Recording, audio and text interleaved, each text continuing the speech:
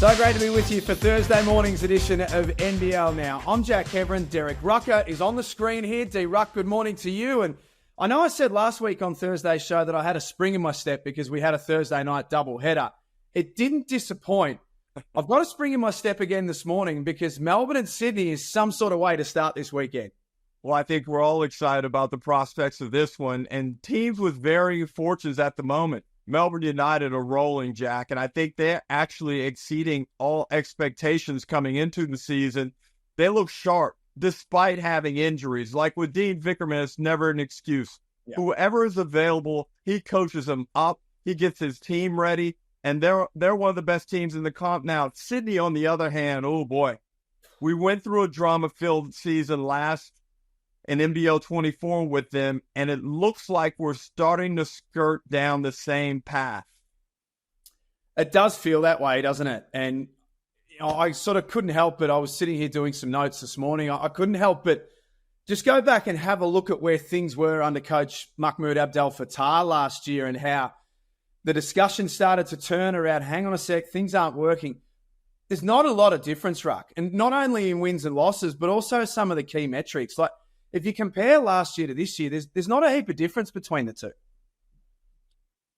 It's tough because we expect so much more. And look, we're basically a third of the way through the season, so there's a lot more development. There's a lot more that can happen within Sydney's team framework. They do have room to move with an import, so there are things that they can do. However, what we've seen thus far, Jack, it hasn't been impressive. There's no way to sugarcoat it.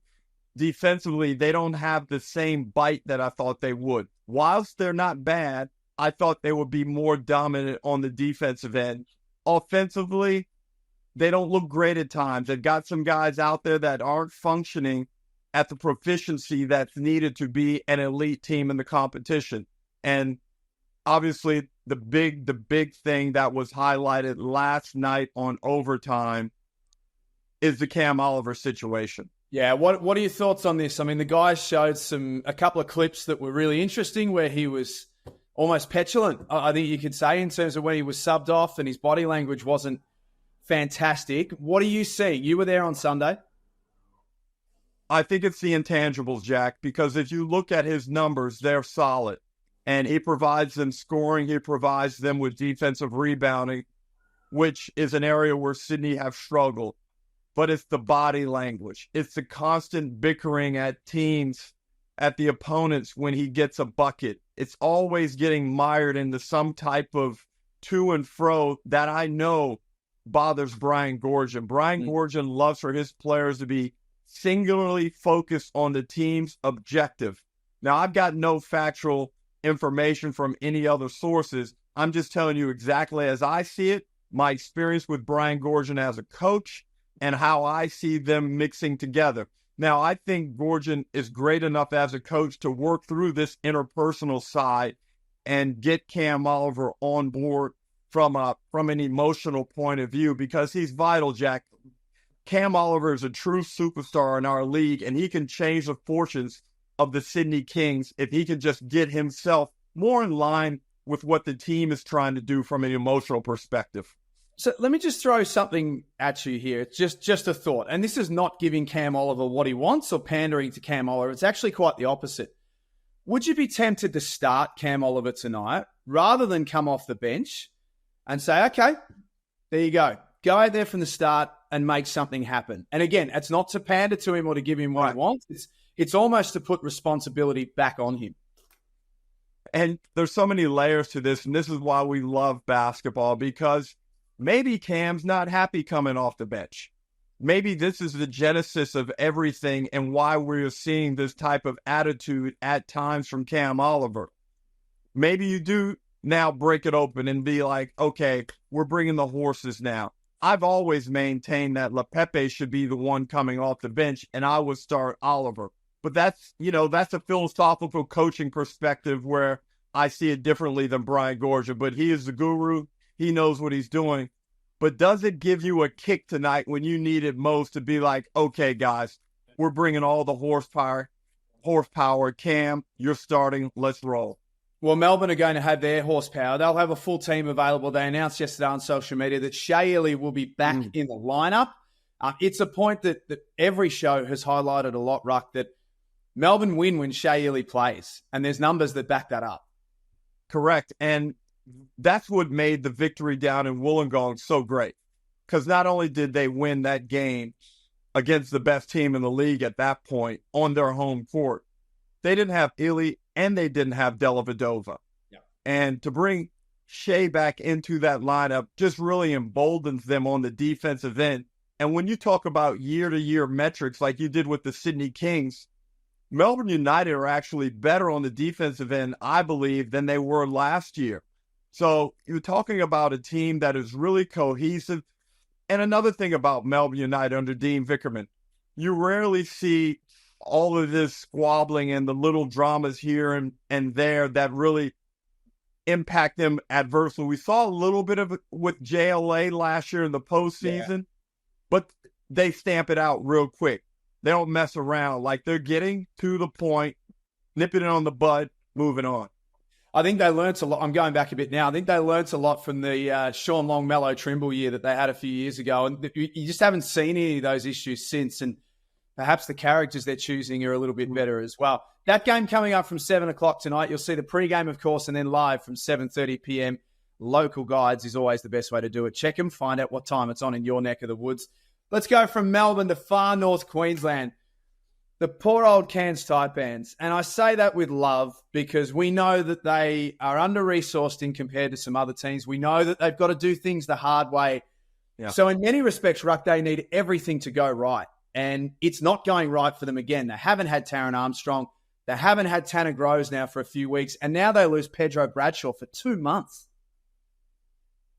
Luck plays such a role in this, and you try and minimize the importance of luck by just being good, being prepared, being smart. But Armstrong going down was a rough blow. And Tanner Groves, a guy who looked like he was a good fit for our league, maybe not to the level of Matt Hurt, but still very effective for what the Taipans needed. He goes down. And now Pedro Bradshaw, a guy who I had some doubts and concerns over whether he could make it in our league, he was making it. He was finding his role. And now, Jack, he is out for 8 weeks. They brought in Deshon Taylor as an injury replacement player. And I just have doubts as to whether Adam Ford can pull it all together. And Ford's done a great job this season, but there are limitations. You need your guys, and right now he just doesn't have access to enough of them. It kind of feels like if you're setting up for Saturday night against Brisbane, they're at the crib where they play really good basketball. It sort of feels like it's got all the makings of one of these Adam Ford engineers victories where he paints the us versus the world scenario. He paints our backs are against the wall and no one thinks we can. And this is where Adam Ford, the man motivator, could come into action for Saturday, I think. Yeah, because you're right. And he's got that crowd that he can play into. And I know he is going to be going us against the world when the Bullets come up there. And another thing that's in their favor, Jack, we talk about fortune. Well, they get one of the worst offensive teams in the competition. Yeah. And I think from an athletic perspective, Cairns can get all over the top of Brisbane because Brisbane just really struggled to score the basketball. I think Cairns up there, the way they play, they can generate enough points to make it really difficult for Brisbane to match them on the offensive end. It's going to be a really intriguing game. But, I've said for many, many years that Adam Ford is the perfect coach for the Cairns Taipans. And I anticipate this weekend, this round, he'll show you exactly why. I agree. 100% agree. I'm looking forward to that game on Saturday night. Isaac Humphries back for Adelaide. Just a minor calf issue. Montrezl Harrell well and truly picked up the slack last week in their win at the Adelaide Entertainment Centre. They go to New Zealand on Saturday. Interesting one. Very interesting because I like the way New Zealand play. I thought that win in Sydney was extremely impressive. 2 match-winning guards, and someone who I didn't mention earlier in the week was Jonah Bolden. I thought Jonah Bolden finally started to show us glimpses of how effective he can be in the league in that exact role that we saw him take on Sunday. Look, this is again a very tough matchup. Adelaide, there's very small margin for error going to New Zealand. You get down there, the crowd gets into it. You never really feel like you're in your rhythm when you take these trips to New Zealand. But Adelaide have the talent. With Humphries coming back, you think they'd be able to do damage on the boards. And I'm also looking forward to Karim Lopez. Can he back up that outstanding performance we saw in Sydney? He's a guy at only 17. You know, when you have a good performance like that and everything is fresh and new to you as a person, not only as a basketball player, it's incredible the elevated performance boost that you can get off of just a little bit of success. We always keep our eye on the mock drafts. Obviously, the next stars is something very close to all of our hearts here in the NBL. The latest mock draft from the Bleacher Report has been published in the last 24 hours. It has Rocco Zikarsky at number 17 and Alex Toohey of the Sydney Kings at number 26.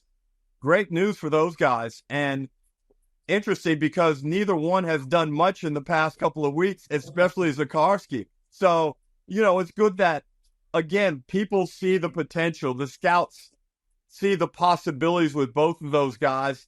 And right now, as they continue to climb up the ladder, now they've got to capitalize on these rankings and really reinforce them this weekend. Starting this weekend, Toohey needs to bounce back. Zikarsky needs to earn himself minutes by performing well in game, get back to rim protection and blocking shots. We haven't seen him do as much of that as we saw last season. So, you know, again, against the Cairns Taipans team where anything is possible, Rocco can really impact that game positively. Last one, and I don't want to catch you on the bounce a little bit here, but it wasn't on the run sheet. What have you made of Josh King's first week? He was on overtime on Tuesday night. He's spoken to the media. They play Tasmania in Launceston on Friday night. How have you seen his first couple of outings in the lead up to Friday? Hey, Jack, he's animated. He's excited. He's into it. And I hope that the guys that have been around the league for a while can counsel him and get him to understand when you get into the Lions den, yeah, it's cool to have all that emotion, but make sure you channel it in the right direction. In Europe, a lot more of that stuff is allowed. The referees are a lot more tunnel vision. They can look away from what you're doing on the sidelines. Our referees, as we know, they don't necessarily get down like that. They want to come right back at you and ping you with tees. But I watched some vision of him in training, and I'm like, wow, this guy is amped up. I love it. Hopefully the players are really enjoying it, but I think he's going to bring a lot to our league in a similar vein to Chase Buford.